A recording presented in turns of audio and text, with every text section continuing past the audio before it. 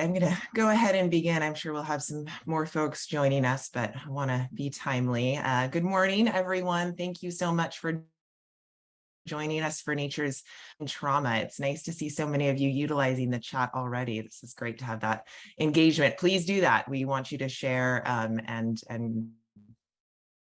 chat option. I'm Lori Rich. I am the Director of Events and External Relations for the Children and Nature Network. And I said good morning, and I also say aloha to all of you. I am in Hilo, Hawaii, which is the land of the Kanaka Maoli. And I extend mahalo, mahalo, mahalo to them for their past, present, and continued malama aina from Makua to Makai. And they provide not only beautiful land, but a really fantastic example of the kuleana we all have to care for people and the planet. And I see some of you doing this already, which is great in the chat. We invite you to share what Indigenous land you are on today. And if you're not familiar with the history of your location, what land you are on, you can certainly learn more about those territories and homelands with the Native Land Map. And we have a link to that in the chat. In addition to knowing what land you're on, which is important, we want to share a few other ways to support Indigenous peoples every day. As we just mentioned, certainly learning about the homelands that you're on, normalizing land acknowledgements, that's a great first step. Also educate yourself on Indigenous issues, missing and murdered Indigenous women and peoples, the land back movement, rematriation. There's a lot of resources out there about these topics. And then advocate for land back and for these different issues, but especially land back to the Indigenous peoples from whom it was taken. And you can follow Indigenous social media accounts to reshare and amplify Indigenous voices year-round. We've had cultural erasure for centuries from Indigenous voices, so really amplifying those peoples goes a long way. And if you're financially able, support Indigenous causes, Indigenous-led nonprofits, and Indigenous-owned businesses. So before we dive in, I do want to share just a few housekeeping items. We have closed captioning that's been enabled for you to use. We are also and that will be shared out just a few days after this event for anyone who has registered, even if you weren't able to attend. The chat function, we want you to comment, to engage, to share out, to share other resources. Maybe you have other ways to support Indigenous peoples year-round. Please share those out with us. Also share some love for our speakers today. Give them some snaps and some appreciation for what they're about to share with us. We'll also have a question and answer period at the end of this conversation. So as Kimiko and Hanaa are speaking, pop those questions in the Q&A. You don't need to wait till the end. We'd love to hear from them throughout. We'll be capturing them and get to them in the later portion of the event. But use that Q&A feature. If you put a question in the chat, we might not see it.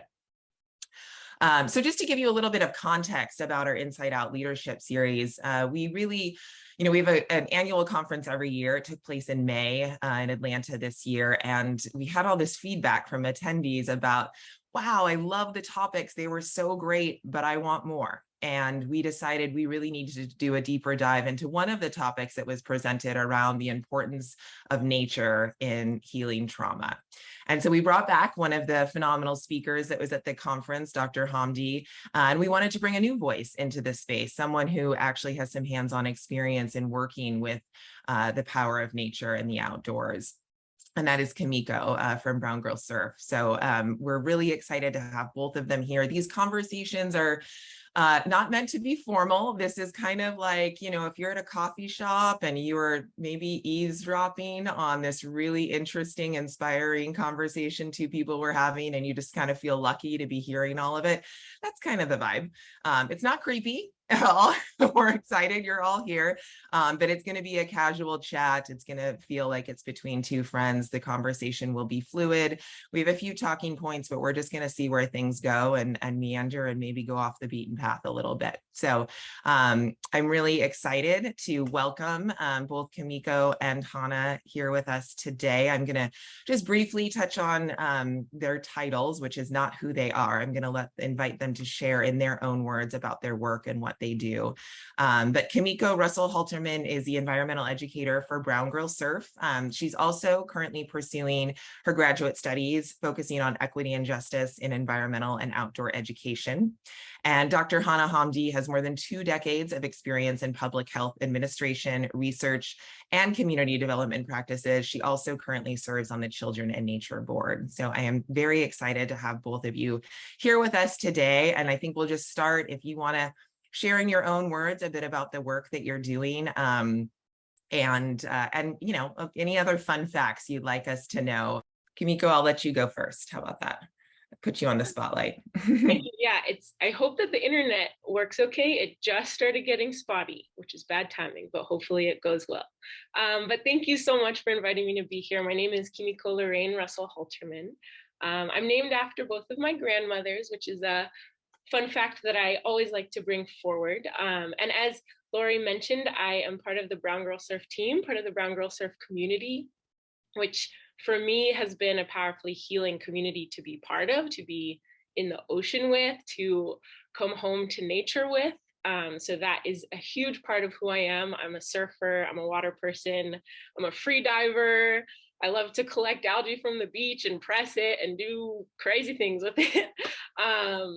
And as Lori mentioned, I'm also in grad school. My journey as an outdoor educator and as someone for whom nature has been very healing has led me to grad school to better learn for myself how opportunities to learn in nature can be as equitable as possible so that they can be part of that system of justice in breaking down barriers of access to nature that we know are very unjust. So I'm so honored to be here with Dr. Hamdi. Hanaa, so much of what we talk about together resonates with me, so I'm very excited to get to chat more. Hello, everyone. It's good to have you guys back in this round of discussion. My name is Hanaa, and today I'm coming to you from Oakland, California, which sits in the territory of the Hitchewin part of the stolen land Ohalan, the successors of the historic sovereign Verona Band of Alameda County. Today, I acknowledge the land and labor of the Olahan people, whose connection to this land I remember and whose presence, past, present, and future, I deeply respect. A little bit about myself, and I'm going to tell sort of a personal and contours of my profession so that the discussion could be centered around my personal and professional experiences. So I think you've probably heard me say this at the conference, but I'm Eritrean. My parents migrated to the US in the mid-'80s. I grew up in Southeast San Diego and moved to the East Coast to pursue graduate education. By training, I am a clinical epidemiologist. That part of my work focused on cancer research, primarily in women's cancers. My experience in this particular area of research, seeing the demographics and the distribution of who had, high prevalence of cancer, who survived it, and who died prematurely, is what pushed me to find and understand the underlying causes of health conditions in completely 2 different fields, public health and architecture. My doctoral training was in public health and environmental design. My research program and policies in this space underscored so the larger scientific body of research, how our health is largely determined by environmental factors. And it also advanced solutions to how we can plan, design, and invest in healthy communities by centering nature. So these days I find myself working at the very narrow but very impactful intersection of health, community development, and social and impact investments for nature and nature centering communities. I'll stop right here. That was perfect. I think a lot of what drew you both to your work, when we were briefly chatting before this event, were some of your early experiences in nature. And so maybe if you want to talk about some of those first memories about being in nature and, maybe how they've shaped some of the work that you're doing now or led you to do the work that you're doing now. Sure, yeah, I'm happy to hop in. Oh, this is a great question, and there's so much in it, in that I've grown thanks to many peers and the wisdom from others to really recognize that nature is everywhere and that we're part of nature. We are natural beings. So it's interesting to think about, like, what are my first memories of nature? So as I simmer on that, I'm going to direct that towards water and what some of my first memories of water are, because that has been a very powerful force in my life. And my mom and I have talked about this event that's like, how could it be possible that I remember this? But I think I remember my first moment being in water. And essentially, while my mom's back was turned, we were at some random pool. I don't know where it was. I just ran and jumped into the pool. And I have this image, as we talk about that moment, of being underwater and looking at the sky and seeing birds flying. And according to my mom, as I jumped in, birds like took off from the surface of this pool. And the thing about this memory is that someone had to jump in to scoop me up. I was like 3 years old, and it wasn't my mom. And so this is an emotional story, because when I talk about this with my mom, she, from that instance, was like, okay, we're doing swim lessons.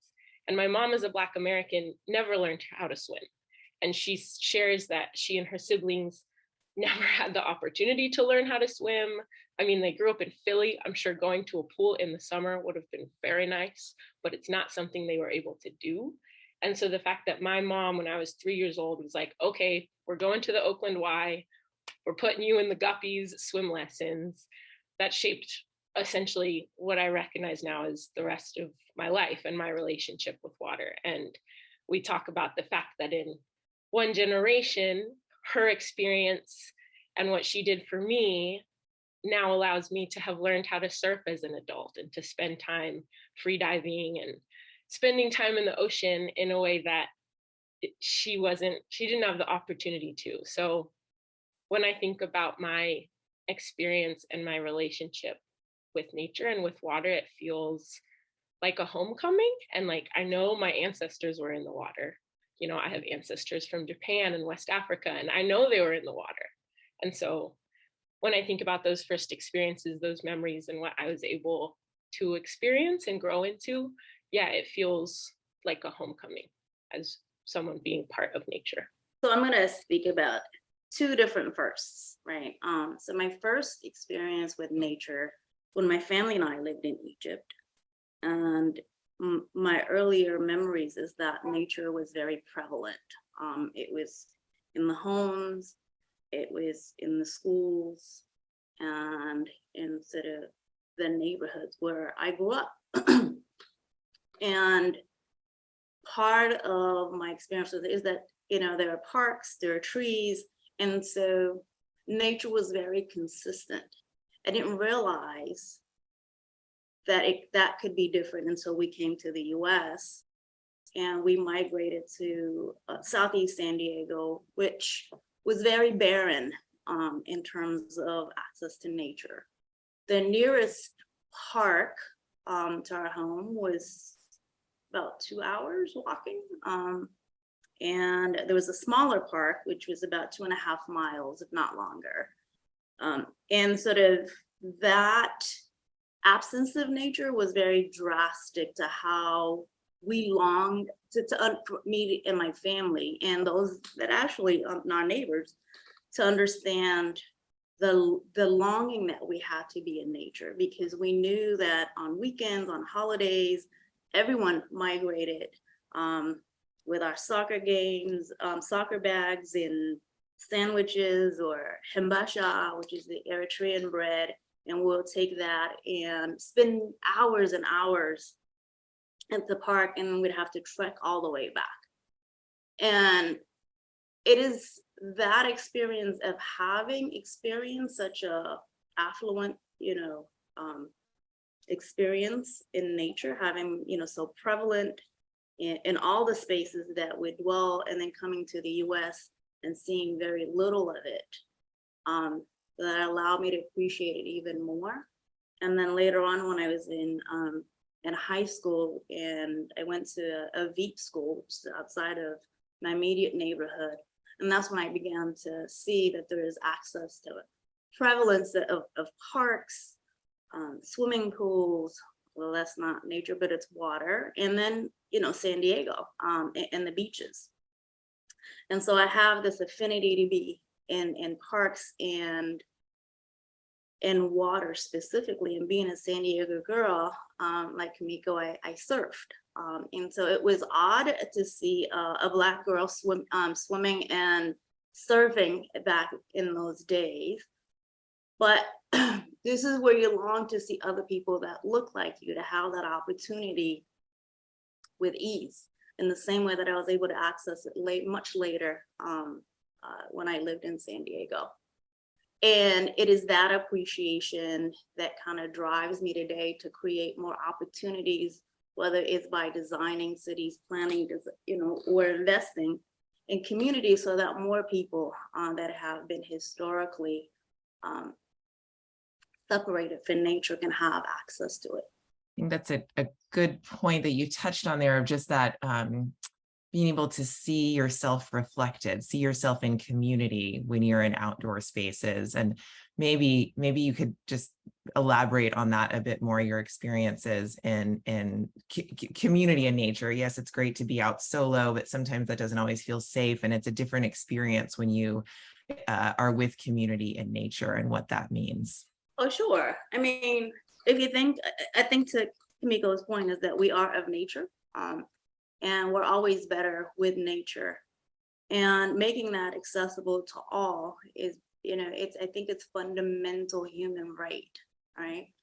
And how I've approached this work is that every community should have access to nature, whether it's built environment or access to the wilderness. Making that accessible for communities and not just children. We know that, particularly during COVID, we realized the significance of having access to parks, to the outdoors, much more than any time, because it is in nature where we feel completely whole and part of a community. It wasn't coincidental that my family and other immigrants where we lived trekked 2.5 miles across Southeast San Diego to be in the park, right? It is part of our connection to nature. It brings us whole as people, to families and communities. And this is how we built our own community in East San Diego, right?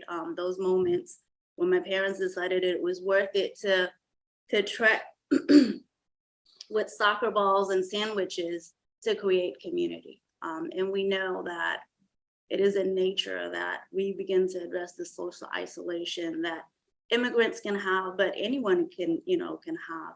And so bringing nature to communities is one way to be able to address the social isolation that we're now, studying to be very prominent, particularly as a precursor or risk for health outcomes. Yeah, Dr. Hamdi, it's so powerful to hear you share about that. And I'm so thankful that we get to come together and talk about this, because that exactly what you're speaking of feeling even there's all these barriers to get there. And then once I'm there, then what? Is that space safe at that point to then get to connect to nature, to come home to nature?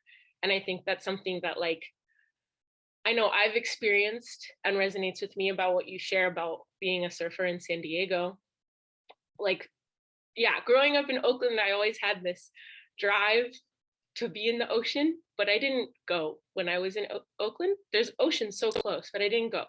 And so as an adult, once I was down here in the southern part of California, then I was like, okay, now it's time. I get to be in the ocean here and learn here. And then even once I was in the ocean, feeling those systems of exclusion are still perpetuated. And so going back to how does that show up in the work, getting to be part of Brown Girls Surf, which is based in Oakland, based in the Bay Area, it's such a powerful feeling, because I remember the first time I paddled out with Brown Girls Surf as a community, I like cried on the drive home to look around and see people that you feel safe with and can share community with, doing the things that you love. It's such a powerful feeling. So yeah, I think it's really special to get to talk with you. And I appreciate your share. Absolutely. And I just want to add something. Thank you for bringing this up. And so the access of nature is one thing, but then what happens when we're there? Can we see ourselves being reflected in the space? Can people see and hear who we are? And so this goes particularly to my work in designing public spaces, particularly parks, right? Access means not just so the physical proximity, but how we invite communities to not only in the design of the park, but in the planning of nature. And I'm speaking particularly for a park and green space design for public spaces now. And so that the design aspect also has a lot to do with how people can feel connected to a place.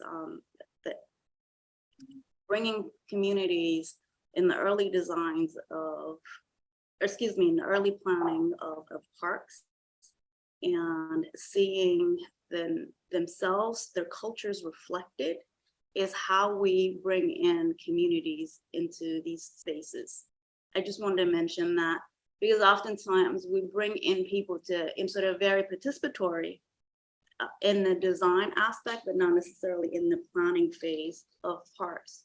Where we can make and create communities in nature is to involve and invite communities to be part of the planning as well as the design of spaces, so that there is this holistic process to people seeing themselves and their cultures reflected in nature. I think that's a really important point. That full sort of integration makes it feel less of like, you assume, oh, we'll just build a park and then everyone will come because it's green space. But, what you were both speaking about is if you don't see yourself in that space or reflected, it doesn't feel safe. It doesn't feel like it's for you. And it may not even feel like it's for the community it's trying to serve. So really taking that time to get that input very early on is something I don't think we've done a very good job at until probably recently. And I know there's some projects, Hanaa, you've worked on that we can talk about too. I'm curious, getting back to sort of, the trauma, and obviously there's always trauma. There's centuries of trauma in our country.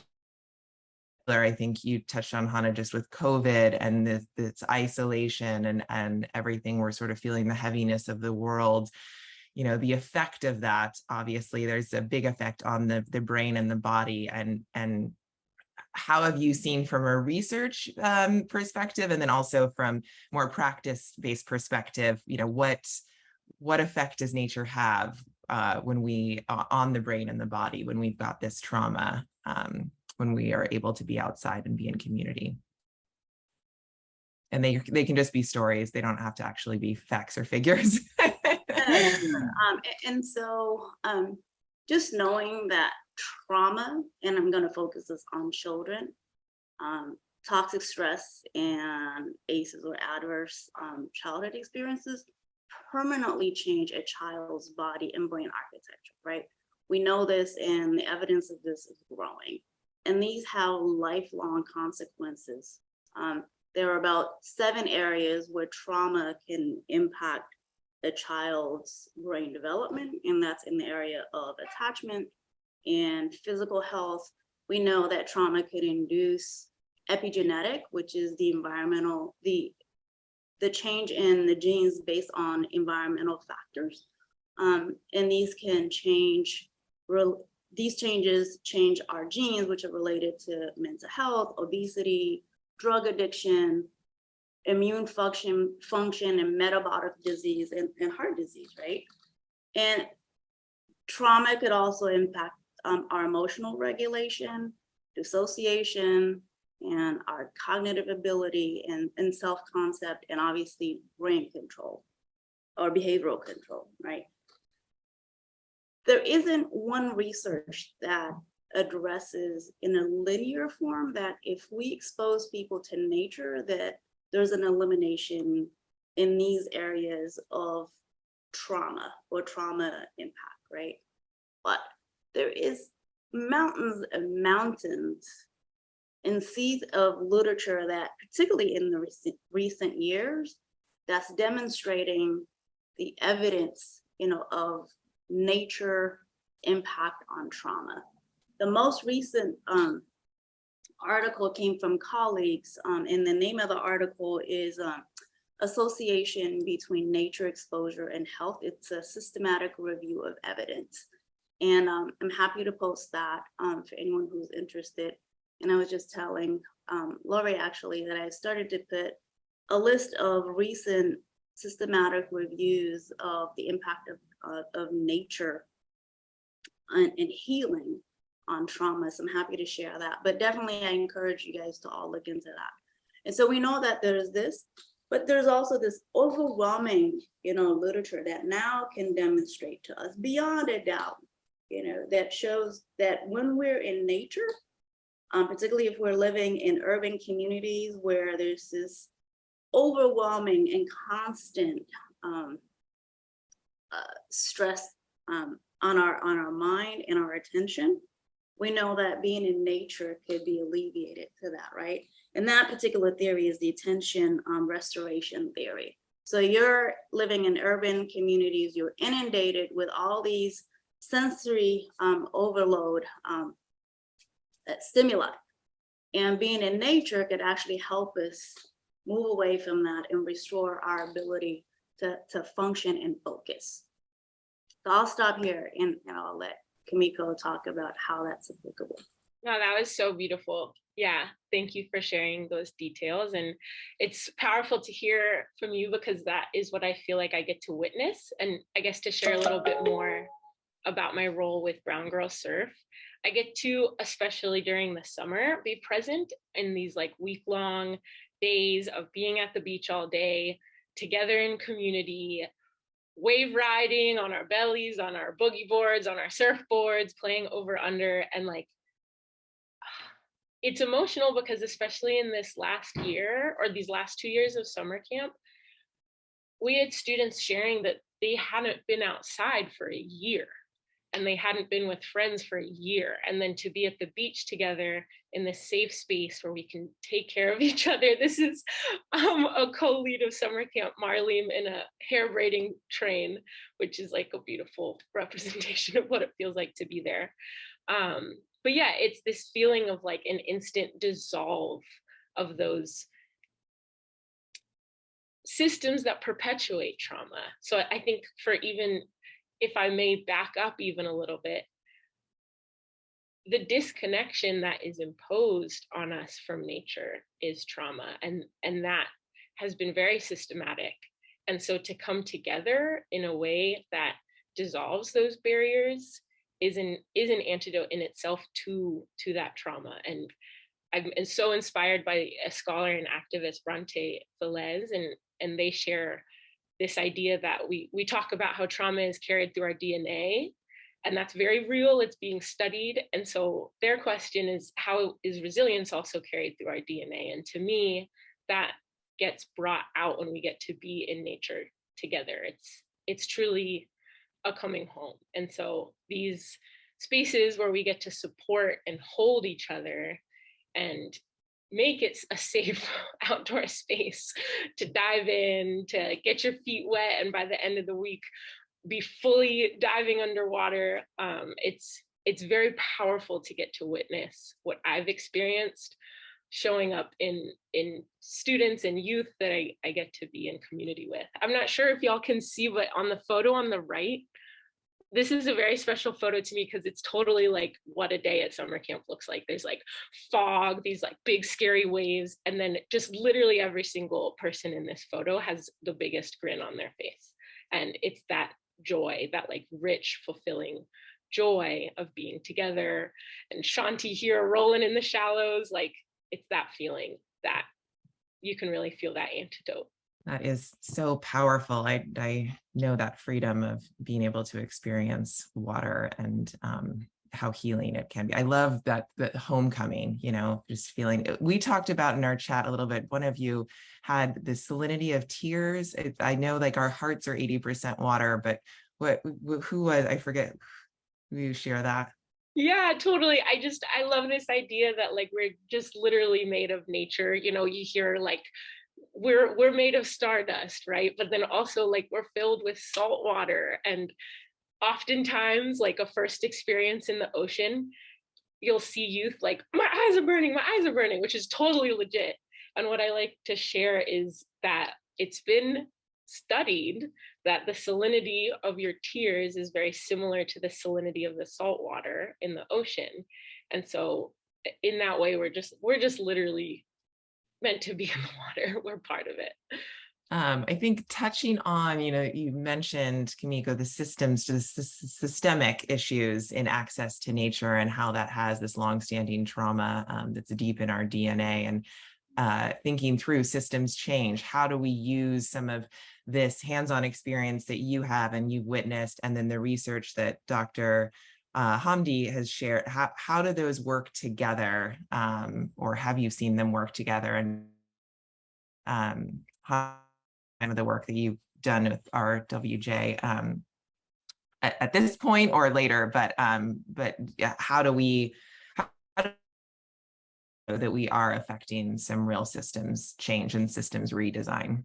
My mantra is that we're better with nature, and that we need to have nature everywhere, right?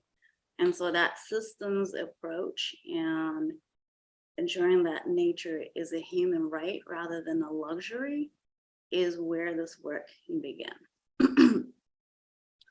So I think it's not one or the other, but, and it's never binary, right? We need the research and we need the practice, and they both continue to inform each other.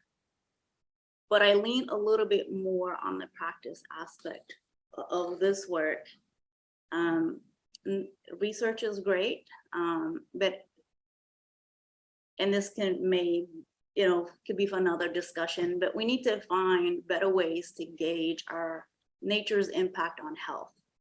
Currently, we're looking at this from a very clinical aspect of it, and that's great. And there's evidence to show the clinical evidence towards nature's healing aspects with our health.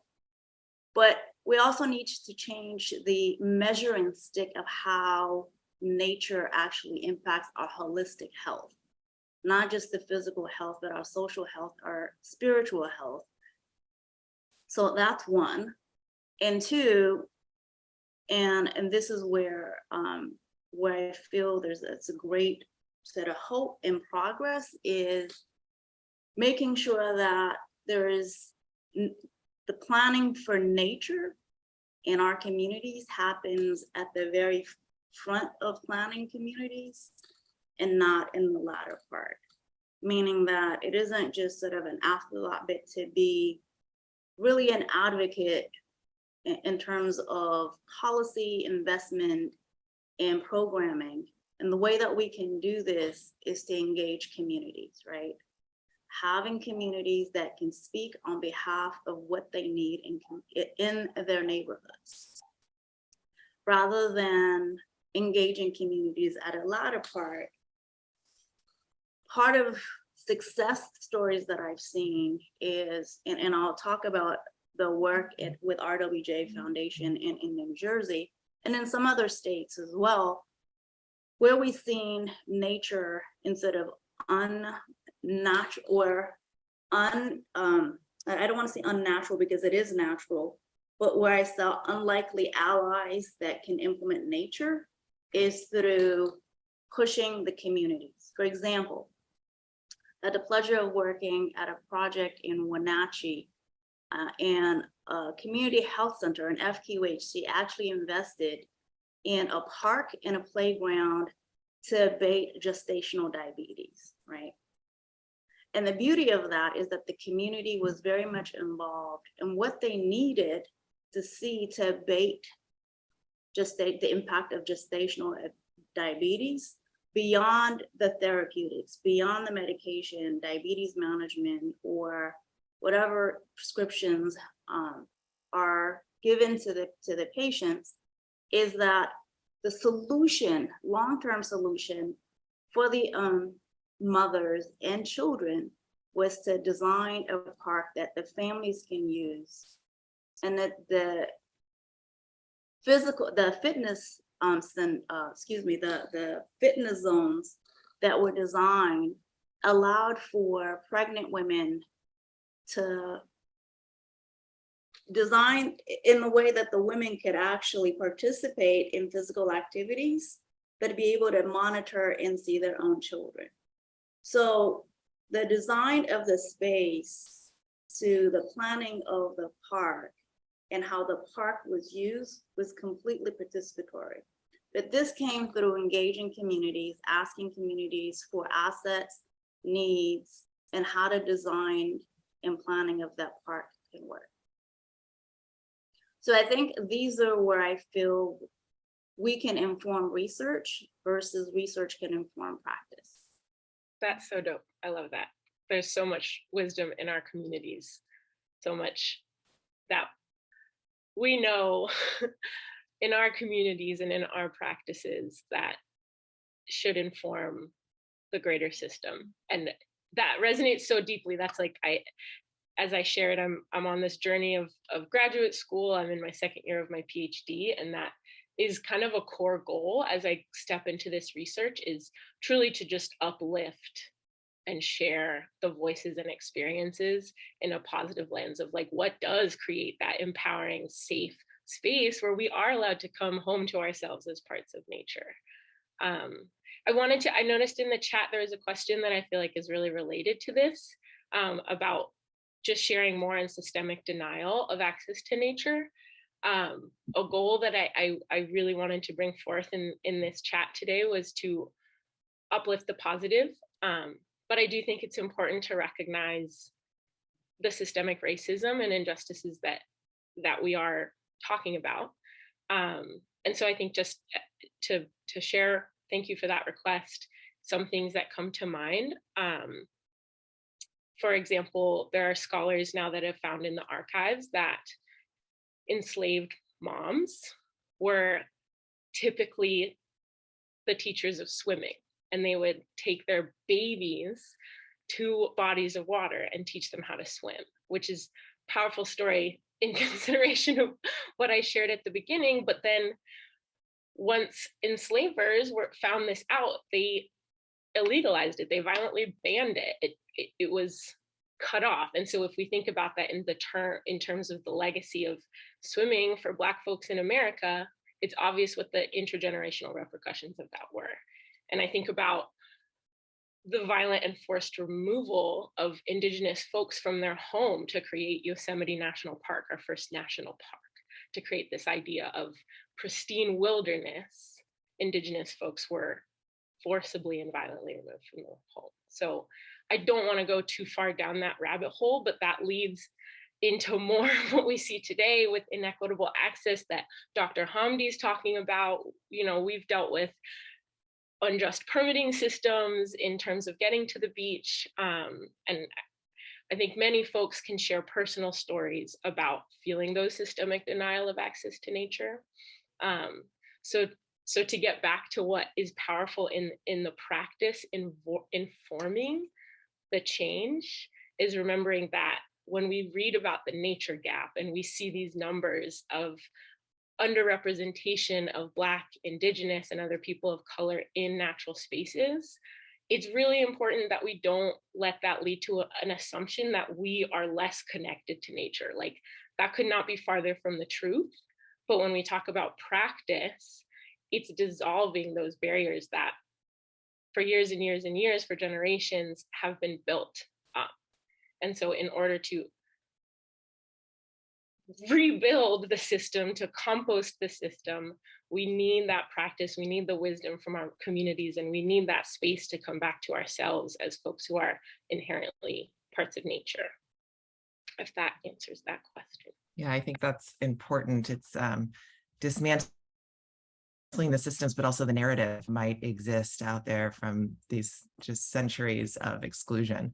And I'm really glad you brought up, yes, we want to be hopeful This is, there's obviously a lot of legacy and a lot of history of racism in the outdoors. So it is good to, honor, recognize that. I mean, not honor is not exactly, but recognize that and acknowledge it so that we can do better in moving forward as we tackle these very these systems that have taken so long to build. It does take time to dismantle them, but I appreciate both of you for taking on that work. And I guess it is work, right? It is hard. There, I know you mentioned some of the permitting and access issues. I know there was a big fight in Pacifica around access in California that Brown Girl Surf took on and has had some success there. But for all, these steps forward, there's a few steps back. So I'm curious if we'll get into Q&A in just a few minutes, but maybe if you want to share a few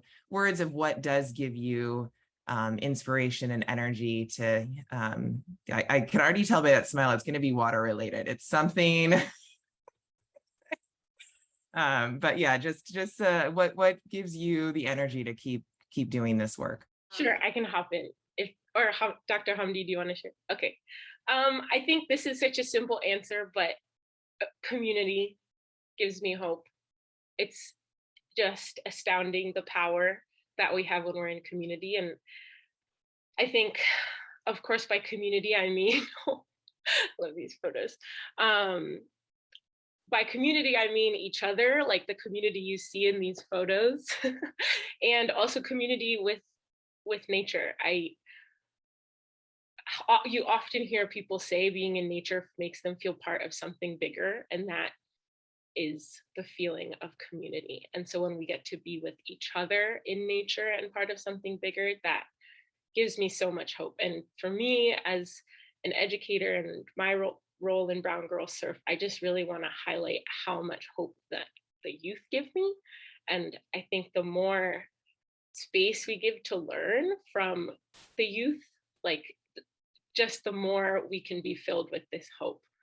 Yes, absolutely, community and the power of community. What gives me hope is that how communities are able to change systems.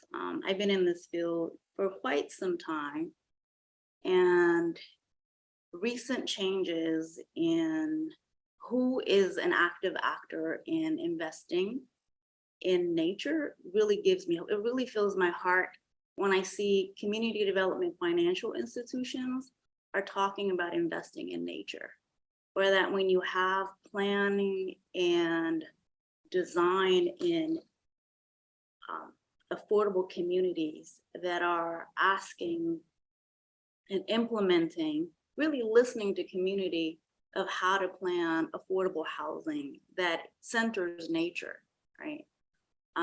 Most recently, I was on a conference call with a California agency, and part of the requirement for the state initiative is that they're actively seeking for nature to be part of the ACE's response to trauma, right? So that really fills my heart. And lastly, and this I actually failed to mention earlier, is that there is this sweeping sort of initiative that's coming out of the RWJ Foundation. I know there are a couple of people here from New Jersey, my other home state other than California, is that the New Jersey DCA, Department of Community Affairs, and RWJ, let me back up a little. So there's a funding and a project coming out of the RWJ Foundation to the global team. And this particular project is called Inclusive Healthy Places. I had the honor and pleasure of being a recipient of one of the initial piloting project in New Jersey, and was able to apply the framework to change systems. And so I applied it to New Jersey Community Capital, my former employer. And we're able to see how we need to, begin to think of systems change begins within. So how can a financial institution begin to think of investment into nature if it's not wired to do so internally. So that was the first task, a part of that planning grant. The bigger and most impactful phase of this was when 3 nonprofit community development organizations were funded to implement nature in their community planning for 10 years. And the state of New Jersey was able to allocate thousands and thousands of dollars to help, activate these projects. One was with New Jersey NJCDC, New Jersey Community Development Corporation. And part of their plan is to invest in 3 parks in greater Patterson, close to the waterfall. The second one was for Passaic Habitats for Humanity. And that particular investment looks to renovate the riverfront. And the state also invested in that. And the third participant in this was City of Patterson, who created a mini master plan to be able to connect through parkettes, school, green schoolyards, and small parks, still under this small grant from RWJ, so that Patterson had these connected and linear parks that invited the rich tapestry of all Patterson residents. What does that mean in terms of systems change and this hope in the future is that there's this cross-sector partnership that's happening across field sectors, government, nonprofits, financial institutions who are committed to advancing nature, centering nature by way of policy, funding, and all of that centers and what community voice to be a priority. To me, that is the biggest change that I'm beginning to see in this field after 20 years, right? And that's not the only, there's so many examples, but I wanted to highlight that first because I saw a couple of questions from people in New Jersey. Thanks, Hanaa. I'll get to, now it is Q&A time. We've got 10 minutes and we've got quite a few questions.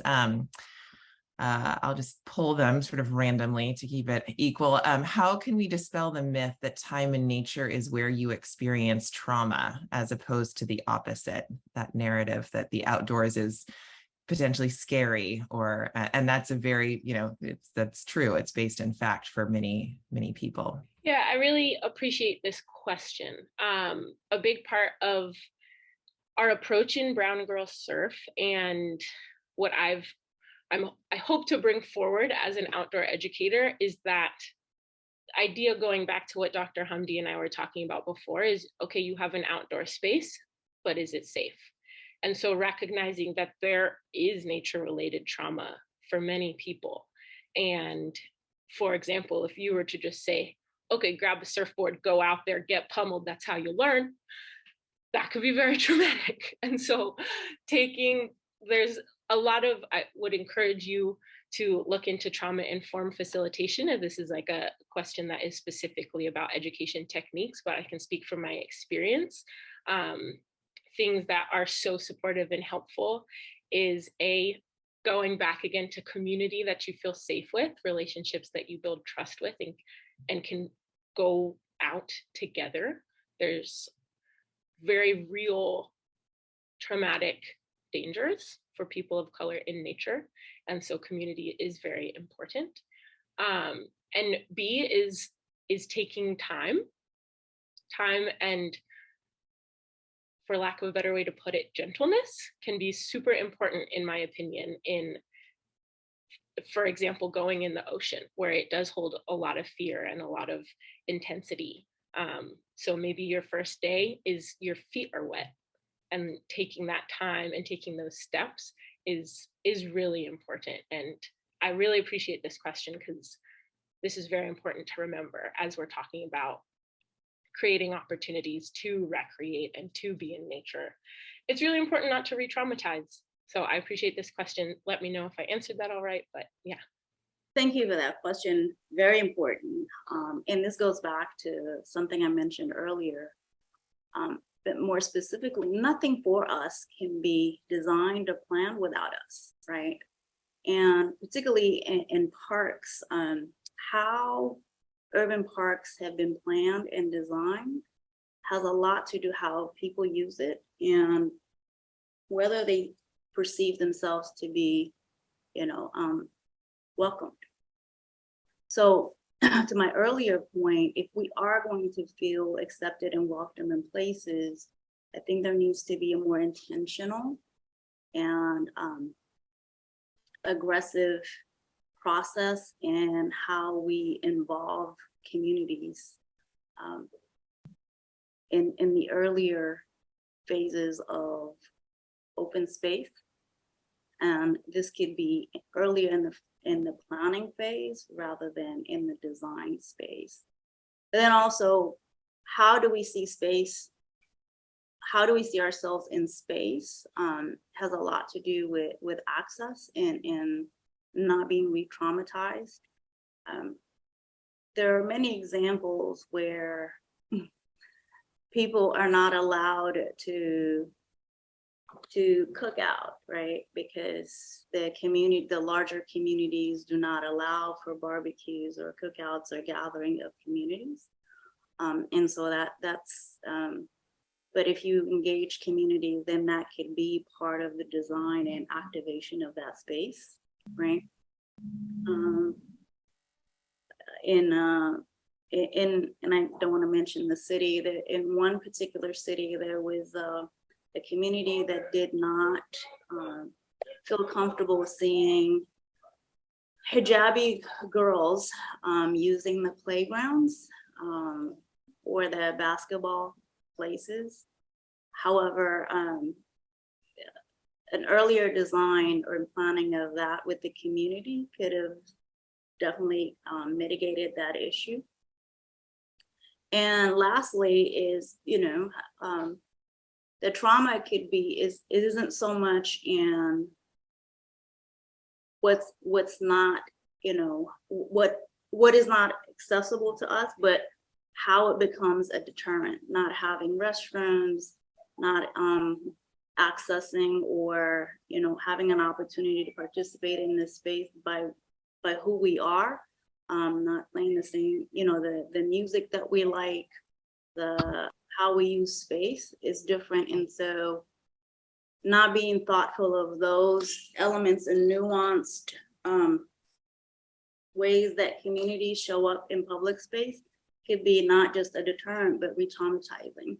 We've got another one that might be more experience-based, but there's someone who has been offering refugee youth access to nature education and adventure sports for the past 8 years. But this past summer, there was they experienced a lot of behavioral issues, which they never have before, and high level, and all at once among all the youth participants. And wondering from the panelists, is this increase in behavioral issues something that you have any thoughts about? Is it a response to the pandemic or technology? They're perplexed.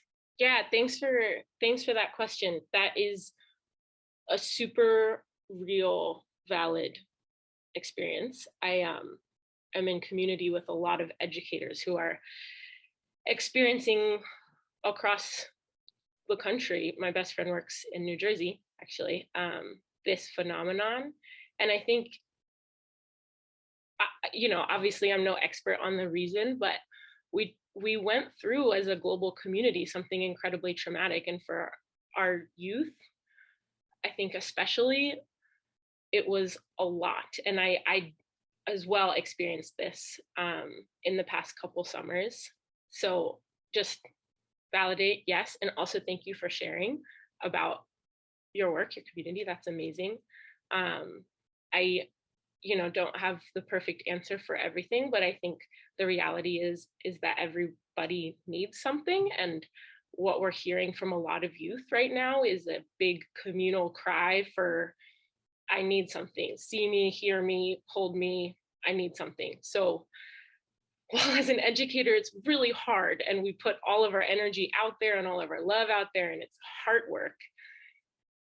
It's important to remember that often it's a cry for a need. And so the more we can spend time figuring that out and supporting each other in what we need, the more we can, don't want to say address, but the better we are together if we recognize it that way. And thank you for sharing that. That's such a great question and answer. Thank you for that, Kimiko. I'm not directly involved in sort of activation of parks or programming, but I can share my personal story with my nieces and nephews. One of the things that I began to see, whether they're living in the US or in Toronto, is that there's a hesitation in re-engaging in public spaces, right?